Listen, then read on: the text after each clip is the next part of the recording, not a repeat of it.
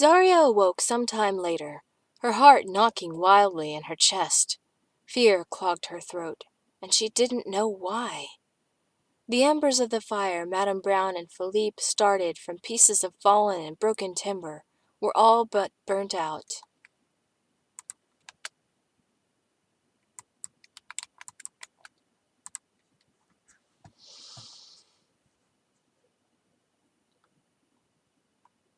The embers of the fire Madame Brown and Philippe had started from pieces of fallen and broken timber were all but burnt out. A dim glowing red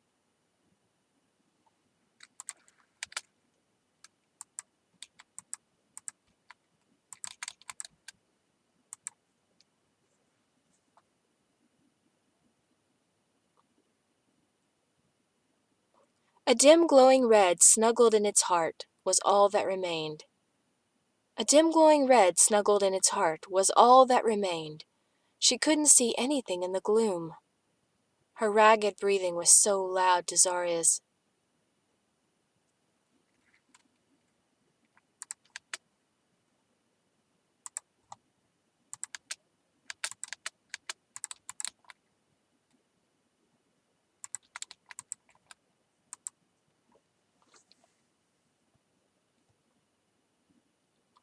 Her ragged breathing was so loud to Zaria's ears, she was sure it called attention to her wakefulness.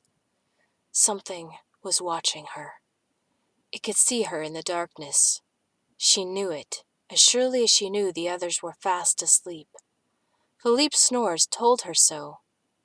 Zaria licked her lips and tried to quiet her harsh breathing. Her eyes slowly adjusted in the dark. She vaguely saw the forms of her sleeping friends around the fire. As nothing moved and nothing happened, Zaria's heartbeat slowed. The fear dislodged, and she began to relax, melting back toward sleep.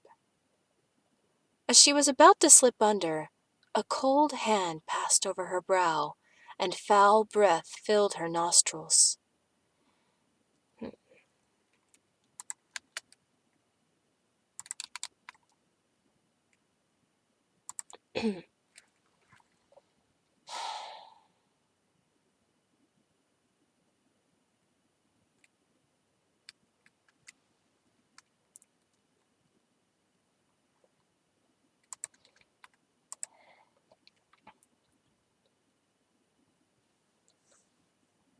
"Wakey, wakey, princess," the terror from her dreams said.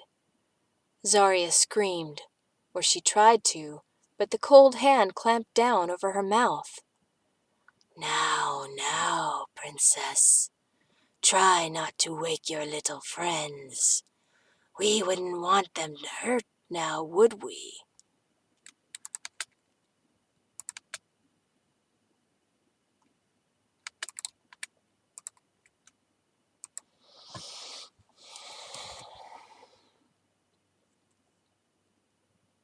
"Wakey, wakey, princess," the terror from her dreams said.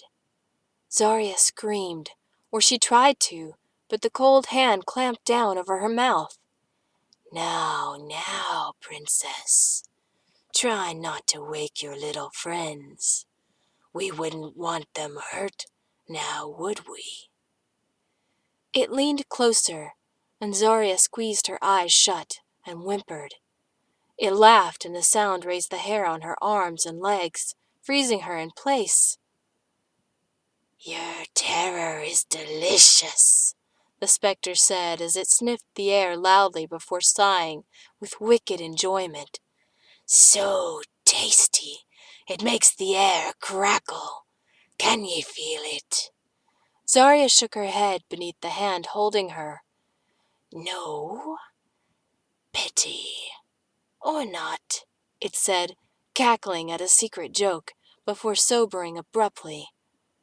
"I plan to follow ye everywhere, princess."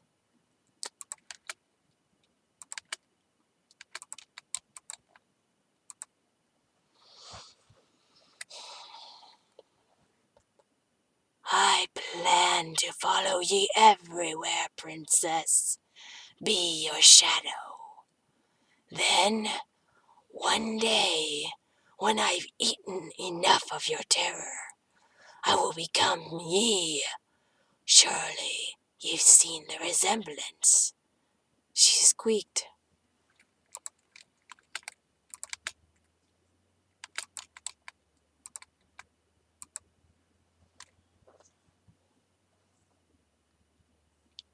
She squeaked.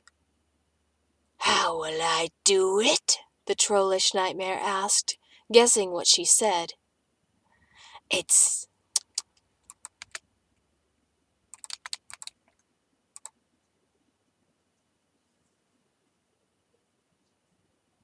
Its hair swung forward in heavy braids, tickling her forehead.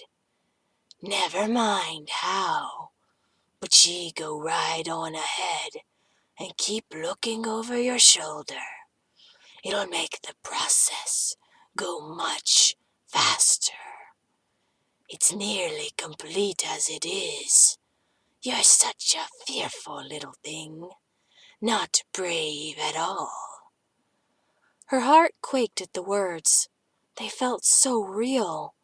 The truth of them weighed her down, sinking her unspoken hope. When it licked her skin, she squealed, thrashing under it. The figure leapt back, laughing again, its horrible laugh.